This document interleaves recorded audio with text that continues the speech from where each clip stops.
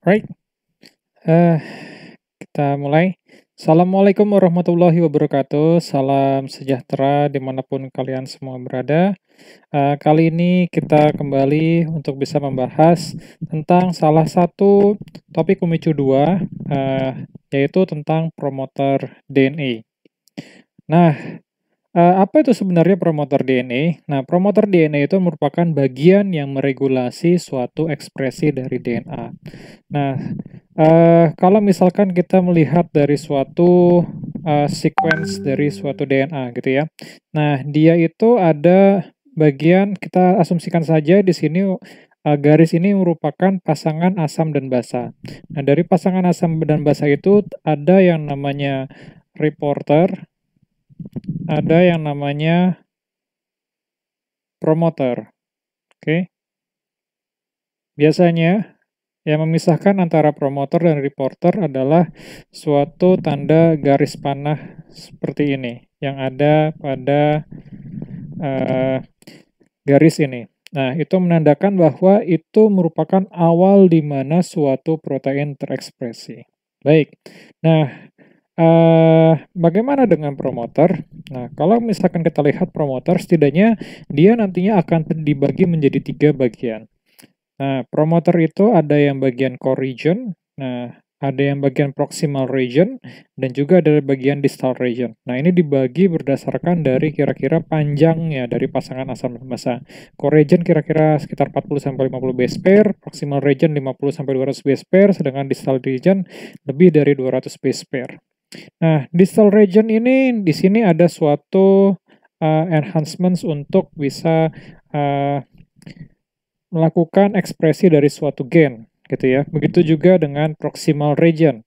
Sedangkan kalau misalkan di core region, di situ ada suatu sequence DNA yang dinamakan dengan tata box yang terdiri dari sequence TA-TA. Oke. Disinilah tempat di mana DNA polimerase itu menempel.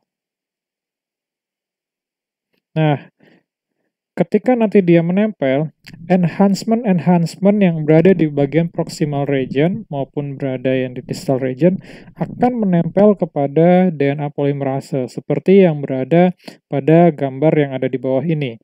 Oke, kita lihat di sini yang warna abu-abu adalah DNA polimerase, sedangkan yang warna hijau, ungu, dan lain-lainnya ini itu mereka akan saling menuju DNA polimerase yang nantinya akan menginisiasi suatu ekspresi dari si gen itu sendiri melalui dari polimerase yang nantinya akan berjalan.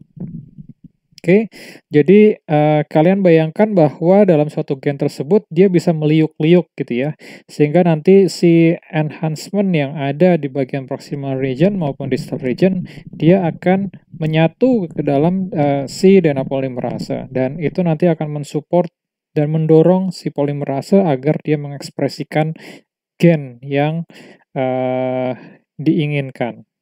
Oke. Nah, kalau misalkan kita ngomongin suatu ekspresi dari promoter.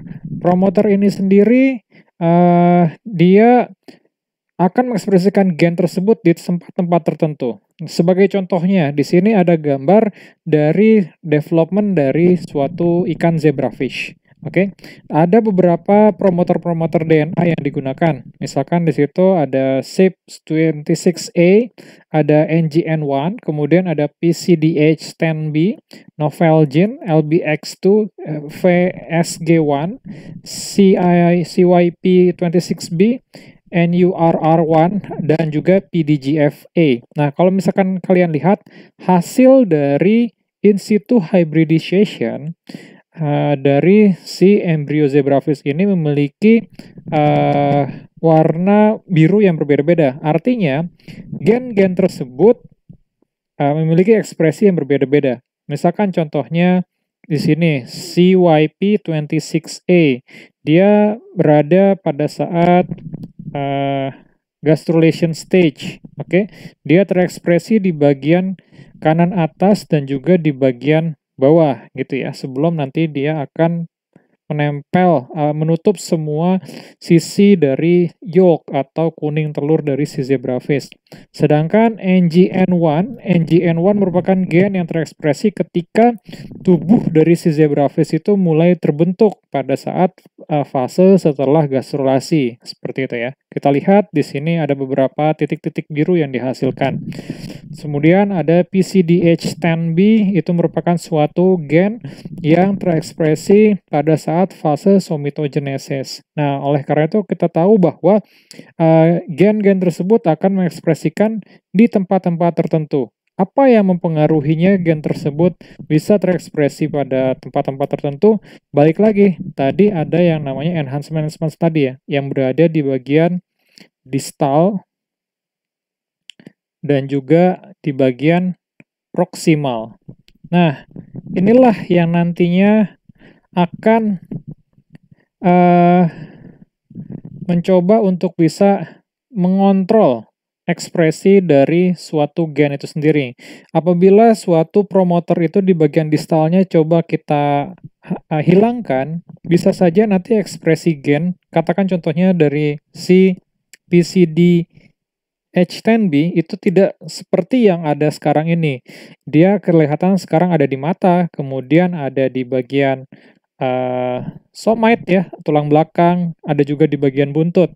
Nah, bisa saja kalau misalkan bagian distalnya hilang, bisa saja dia tidak terekspresi di bagian buntut sama sekali. Tapi dia tetap berekspresi di tempat-tempat yang lainnya, misalkan di somite ataupun di mata gitu ya. Kemudian kalau misalkan dipotong juga di bagian proksimal, namun bagian distalnya itu tetap ada, ya bisa saja ternyata di bagian somite-nya misalkan hilang. Nah, untuk bisa menentukan misalkan bagian distal itu nanti dia memiliki fungsi untuk mengekspresikan di bagian mana, proksimal di bagian mana, itu perlu suatu penelitian tertentu. Jadi dalam penelitian tersebut nantinya akan ada pemotongan dari si promoter-promoter yang akan dilakukan. Nah, contohnya misalkan tadi ya, bisa saja di bagian distalnya hilang, jadi hanya di bagian proksimalnya saja dan core-nya gitu kan ya. Untuk bisa melihat ekspresi bagaimana, bisa saja bagian distalnya ada, tapi core-nya itu ada, proksimalnya itu ada gitu kan ya. Ada juga mungkin yang core-nya itu tidak ada sama sekali. Oke. Nah, di sini nanti akan terlihat kira-kira promoter tersebut dia memiliki ekspresi di mana saja. Nah, promoter inilah yang nantinya ketika pada saat kita mau mencoba melakukan editing DNA pada organisme, itu akan mendorong suatu gen agar terekspresi di tempat-tempat tertentu saja. Contohnya kalau misalkan kita sebagai manusia, tentunya gen-gen yang ada di mata kita, ataupun di perut, ataupun di lambung, di jantung, itu berbeda-beda. Oke? Nah, yang membedakan itu apa? Kapan dia bisa terekspresi di mata, kapan dia bisa terekspresi di jantung, kapan dia bisa terekspresi di lambung, itu adalah karena promoternya. Oleh karena itu, kita harus bisa mencari promoter yang tepat kira-kira agar dia bisa terekspresi hanya di tempat-tempat tertentu saja. Nah, ketika kita sudah tahu promoternya, kita tinggal mencari kira-kira gen apa yang mau diekspresikan. Nah, disitulah yang nantinya bisa dicoba untuk diubah-ubah. Oke, jadi perubahan dari suatu DNA editing itu bukan hanya di bagian reporternya seperti yang kita sudah pelajari sebelumnya atau bagian gennya ya, tetapi juga di bagian promoternya. Oke. Nah, ini merupakan contoh-contoh dari promoter. Promoter itu ada ya dari promoter prokariot dan juga promoter dari ekariot. Promoter prokariot seperti contohnya ada T7, ada SP6, dan juga LAC. Kemudian promoter ekariot itu ada IF1 alpha, ada KRT4, kemudian ada beta aktin. Nah, pertanyaan adalah, apa perbedaan antara promoter prokariot dan juga ekariot? Bagaimana ekspresi dari promoter yang terdapat pada contoh, dan juga apa saja contoh promoter-promoter lainnya? Ini menjadi bahan renungan kalian, dan silakan kalian coba diskusikan kira-kira apa. Dan kalau bisa dijawablah nanti dari hasil diskusinya tersebut dan dikumpulkan.